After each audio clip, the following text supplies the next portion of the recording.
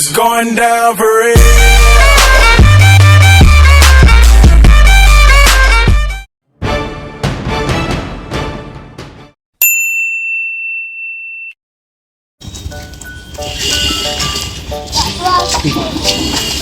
কোথায় যাচ্ছিস?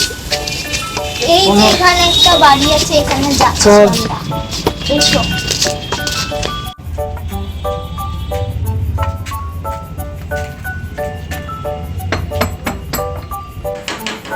কে বাড়িতে কেউ আছেন? একটু ভিক্ষা পাওয়া যাবে? কই গো, দেখো হয়তো কেউ ভিক্ষা নিতে এসেছে, ওকে ভিক্ষা দিয়ে এসো। আচ্ছা যাচ্ছি, থামো।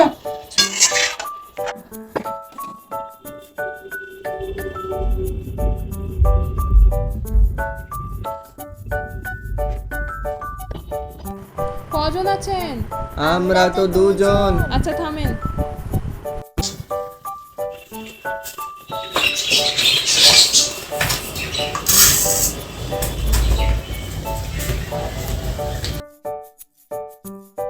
ব্যাগ ঝোলা কিছু আছে তোমাদের? না না, আঁচল পাতো। যদি কিছু টাকা দিতেন। কাকি কতদিন পাউরুটি খায়নি, যদি একটু 10 টাকা দিতেন। থামো। এনো যাও। বলছি কোনো পুরাতন জামা কাপড় নাই? না গো, জামা কাপড় নাই। দেখো না, একটু শীতের সময় খুব কষ্ট হয়, ঠান্ডা লাগে, আর বাচ্চা মেয়েটা খুবই কষ্ট হয়। দেখো না ঠিক আছে থামো, দেখছি আমি। থামো, যেও না, ভিতরে আসবে না। থামো। ঠিক আছে।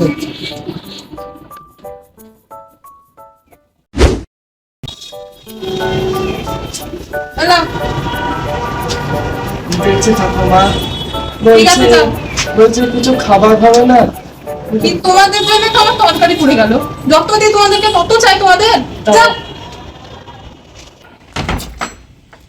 আজ মাল মেলিয়েছি, চাম ঠান্ডা হয়ে গেল। চ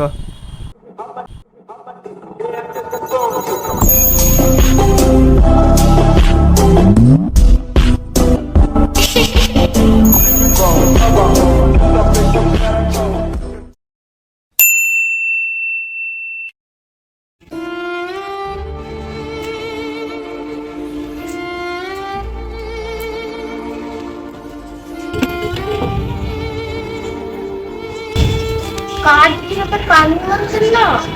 মেলা দূর থেকে আসছি, মেলা গরিব মানুষ আমি। আমার বেটা কেরালায় কাজ করছে, গিয়ে মরে গেছে। আমার নাতনির খারাপি পাড়ায় বিয়ে ঠিক করতে, যদি কিছু সাহায্য দিতা। আমি বাবুতে যাবো কেন? আমি ভুল লেগেছে বুড়ি বুড়ি। যদি কিছু সাহায্য দিতা ভালো হতো। বাড়িতে কেউ নাই, যাও। তুমি একটু কিছু যদি দিতা বুড়ি। আমার কাছে কিছু নাই, বাড়িতে এই দেখো, লোক নাই। দেখো আমি মিষ্টি কথা আরে লোক নেই, যান তো। দেখো বুড়ি বুড়ি।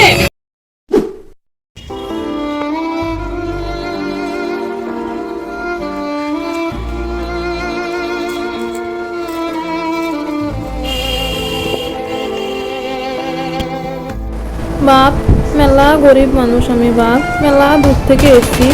আমার বেটা কেরালায় কাজ করতে গিয়ে 2 বছর আগে মরে গেছে। আমার নাতনির বিয়ে ঠিক করেছি ভাড়াজি পাড়ায়, যদি কিছু সাহায্য করতে। বাপ, কি বলছো? আমার বেটা মরে গেছে, তো নাতনির বিয়ে লেগে যদি কিছু সাহায্য করতে ভালো হতো।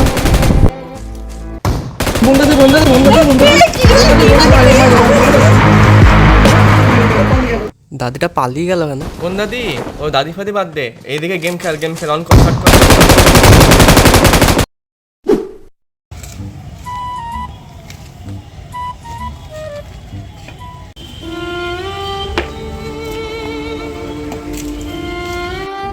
বাপ, শুনছো? কে গো তুমি?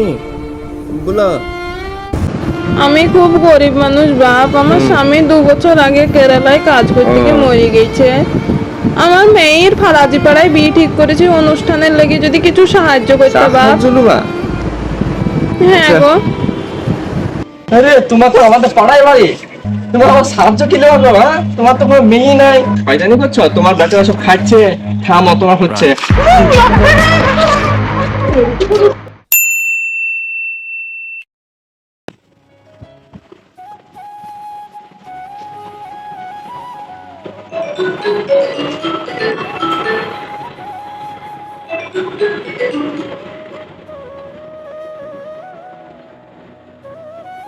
হ্যালো, কে বলছেন? কে কে ও আচ্ছা আচ্ছা আচ্ছা, বুঝতে পেরেছি। ঠিক আছে, অসুবিধা নেই। আজকে বিকেলে ছিলেন তো? ঠিক আছে, না না না, কোনো অসুবিধা নেই, একদম 4টের দিকে। ঠিক আছে ঠিক আছে, আচ্ছা বেশ।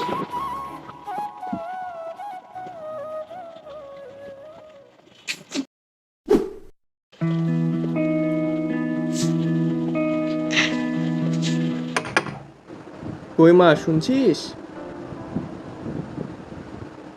হ্যাঁ বাবা বলো।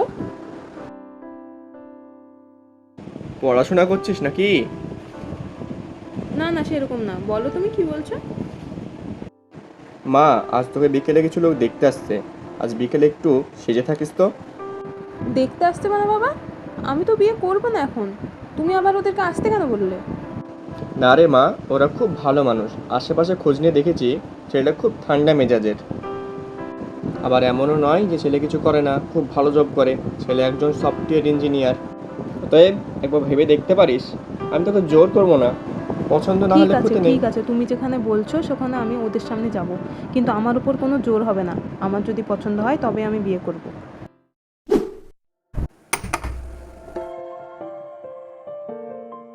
দাঁড়ান, আসছি। ও, আপনারা আসুন আসুন, আপনাদেরই অপেক্ষা করছিলাম। আসুন আসুন, ভিতরে আসুন। হ্যাঁ, এখানে বসুন। তাড়াতাড়ি আসতে বলুন মেয়েকে, আমাদের হাতে হ্যাঁ বেশি হ্যাঁ, আসছে সময় আসছে নেই। আসছে। ওই তো। হ্যাঁ হ্যাঁ, বসুন, দেখছি। হ্যাঁ মা, আয় আয়। হ্যাঁ হ্যাঁ, এখানে সাবধানে রাখ। এখানে রাখ।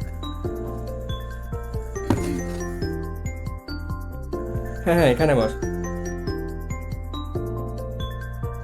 নে মা, ওনাদেরকে দে।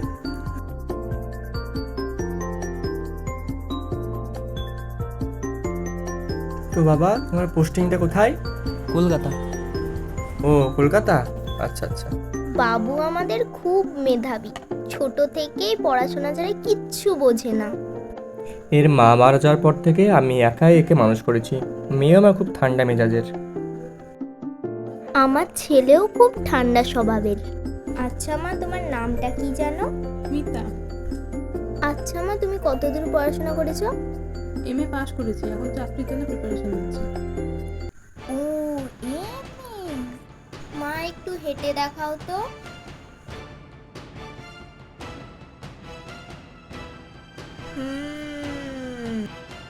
এবার একটু চুলটা দেখাও তো।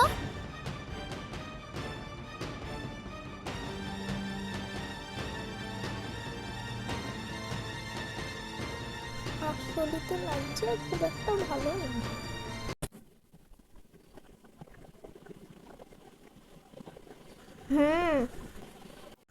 মেয়ে আমাদের মোটামুটি বেশ লেগেছে। অত তাড়াহুড়ো কিছু নেই, বাড়ি গিয়ে ভালোভাবে ভেবেচিন্তে বলবেন। অত ভাবার কিছু নেই। আমরা কিন্তু পণ নেওয়া দেওয়ার একদম বিরুদ্ধে। আমিও সহমত। পণ নেওয়া তো ঠিক নয়। হুম।